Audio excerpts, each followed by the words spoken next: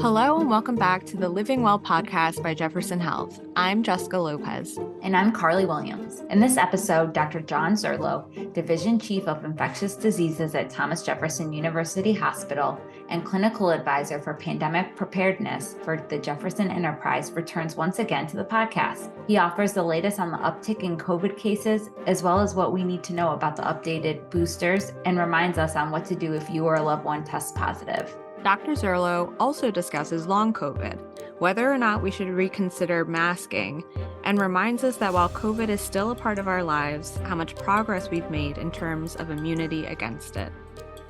Dr. Zurlo, what are you currently seeing right now in the stage of COVID-19? Can you speak to the uptick in cases? And what about hospitalizations? You can see from the lay literature, from newspaper accounts, magazines, and so forth, that we have seen an uptick in numbers of COVID cases. In terms of hospitalizations, we have seen that also nationwide.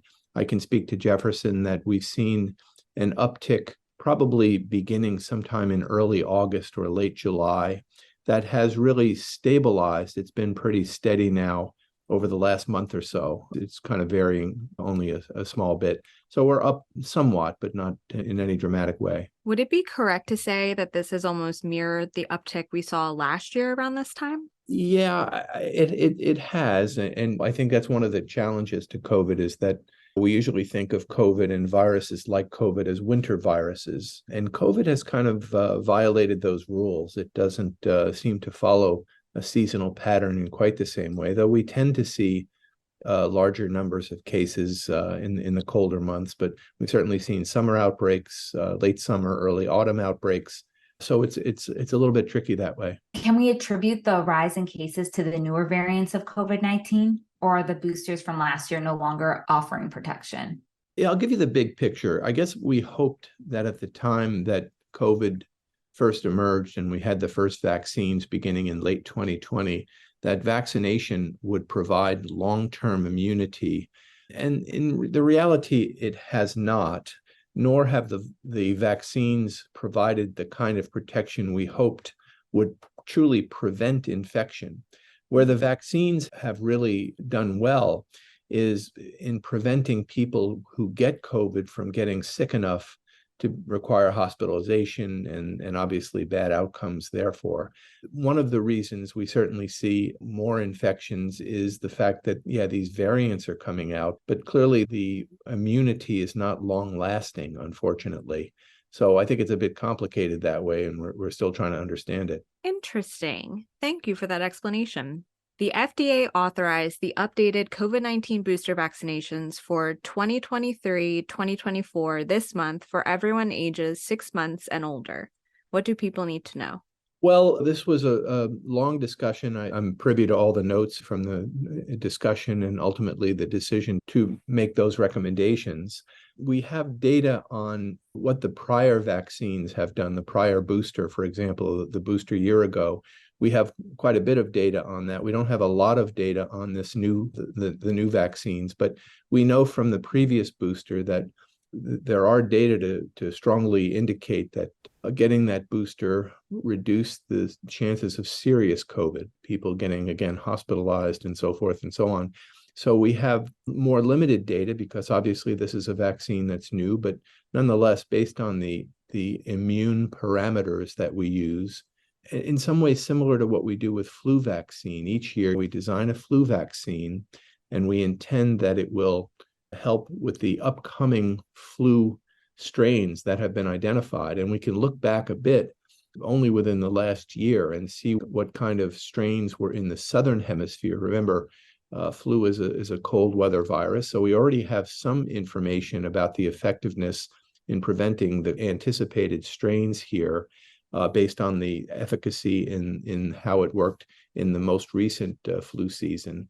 Really looking back then on the COVID booster that was done last year and trying to match that with the current strains that we see, we think it will be effective in, once again, reducing the chances of those bad complications. And are there any new side effects associated with this booster for folks to be aware of?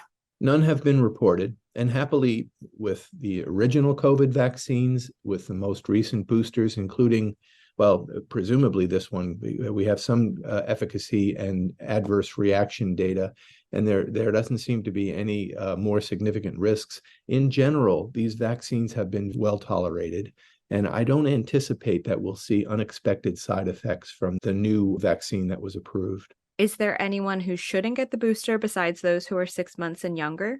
The FDA, through what's called the ACIP, has not selected any population that they think should not be vaccinated. That's correct. Okay, and this new booster was formulated specifically for the XBB 1.5 variant of Omicron, which was dominant when the FDA selected the strain in June. Health officials are now monitoring a new variant, BA 2.86, which has a higher number of mutations from previous strains. It seems like these variants just keep coming. Does this new booster provide adequate protection against most of them? Unfortunately, we don't have real life data to really look at populations, but we have immunologic markers to suggest that, in fact, they will be effective in both the big major strain that's circulating, that's so-called ERIS, EG5, ERIS, and this newer one, the one that you mentioned, BA 2.86, it's been called Parola. All of these are Omicron, and they're based on a particular variant to which the vaccine is designed to treat. And so, at least based on the immune parameters to which the vaccine is designed, it should be active against these variants. Remember, this most recent strain, the one people are starting to worry about, the Parola strain, we've seen very, very little of that here in the United States and across the world. The predominant strains should be much more responsive to the vaccine that's coming out. Reminder for folks who are testing positive for COVID. What should they be doing to get well again? Is Paxlovid something that anyone can request from their primary care provider? For many people, COVID will be, in fact, for most people, it will be an upper respiratory infection without any serious consequences. The CDC estimates that 97% of Americans have now immunity to COVID based on either prior infection, vaccination, or both. That's a very different place to be compared with, say, March of 2020, when there was virtually zero pre-existing immunity. So for otherwise healthy, especially young individuals who have symptoms to suggest COVID, should they get tested and they turn out they have COVID, for the most part, no treatment is required. For people who are older, and particularly those with medical problems, the more the worse in that sense. So, for example, you have you're older, 60, 65, and you have heart disease and lung disease and maybe kidney disease, and maybe you're immunosuppressed. Each of those adds to the potential for bad outcomes. And it is those people, the older they are and the more medical problems they have, the more apt they should consider contacting their physician and getting treated. Any physician can prescribe it. This should be available and should be prescribable by primary care physicians, or in the case of individuals who are followed by specialty clinics, transplant clinics, lung disease clinics, and so forth. Anybody can prescribe the prescription for Paxlovid. Can you speak to the specific risks or dangers associated with multiple COVID infections? Does it matter the time between infections and whether it's been months or years? I'm not sure if I can answer that question, to be honest with you. I think, again, prior infection, especially having had vaccination, reduces the risk for serious outcomes. So I don't think we have a really better answer than that, quite frankly. A cohort study published in JAMA, which we will include in the show notes for anyone who's interested in checking out, found that Paxlovid reduces risk of post-COVID-19 conditions. Any insights on reducing risk of long COVID? Are different variants showing different post-COVID conditions? Or is this something that's hard to tell right now? I think we have some data to suggest that vaccination will reduce the chances of long COVID.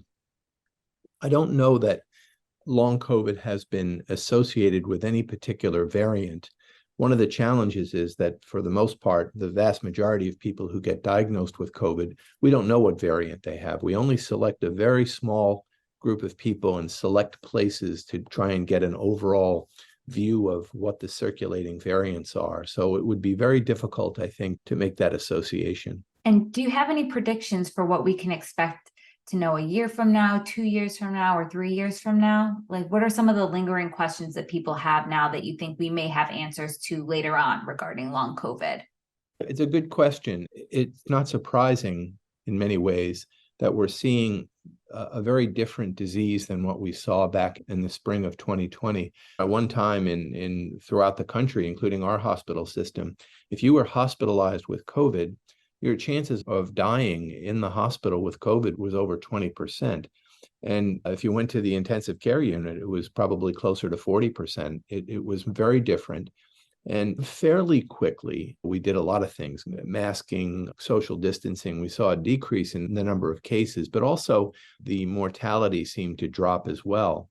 And so fast forward now several years later, where we have, again, broad immunity in the population, it's very difficult to determine whether the different kind of COVID that we're seeing now is because of the broad immunity, or as people have suggested, beginning with Omicron, that the Omicron version, which really came out in late 21, causes less severe disease. I think it's very difficult to tease away those couple of different factors, frankly. Masking continues to be something that some people are still subscribing to and others are not remasking, at least for right now. I think all health systems, including our own, are wondering about whether to reintroduce masking and social distancing, certainly in our hospitals.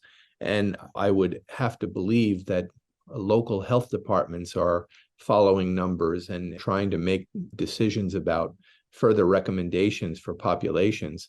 I think given where we are now with the numbers of cases, the kinds of cases we're seeing, the levels of hospitalization, I think it would be very difficult to guide and advise that we bring back social distancing and masking and so forth and so on in a broad way. I would anticipate that as we move forward, if we see outbreaks in certain areas of our health system, a different floor, perhaps a particular unit, we do have the opportunity, and we take advantage of that opportunity, to bring back masking for a small unit like that for a short amount of time that it takes for this outbreak to come under control. Those tools have to be available to us, but I don't anticipate broad remasking. I just don't think COVID is going to rear up in the same way that it would require that level of trouble. With all that said, though, for individual patients, for individual people who may be older and have medical problems, they may want to consider for themselves, for their own safety, that they consider masking in particularly closed, very crowded environments with poor ventilation. Similarly, for family members who live with individuals who are at risk for serious COVID, for the same reason, they should at least consider that possibility. And you probably see throughout the city that we see people indoors and sometimes even outdoors wearing masks. And obviously, they've made particular or specific decisions for themselves or their family members that they're concerned about the possibility of COVID. And so I have a feeling we will see that going on for quite some time, actually. Be sure to check the show notes for additional resources, including the link to the Living Well blog, where we publish full episode transcripts. Upcoming episodes include an interview with cardiologist Dr. Darius Farzad and following breast surgeon Dr. Stefania Nolano as she gets a preventative mammogram screening. We're hoping to demystify the experience and answer top questions about mammograms. So if you have any, send us an email at livingwell@jefferson.edu or slide into our DMs on social. And as always, if you enjoy our podcast, we truly appreciate a rating on Apple, Spotify, or wherever you listen to podcasts. Fun fact, the full podcast episodes are also available on our YouTube channel at Jefferson Health. Production support for today's episode provided by Brittany Rafalek and Barbara Henderson. We're your hosts, Jess Lopez and Carly Williams. Be well.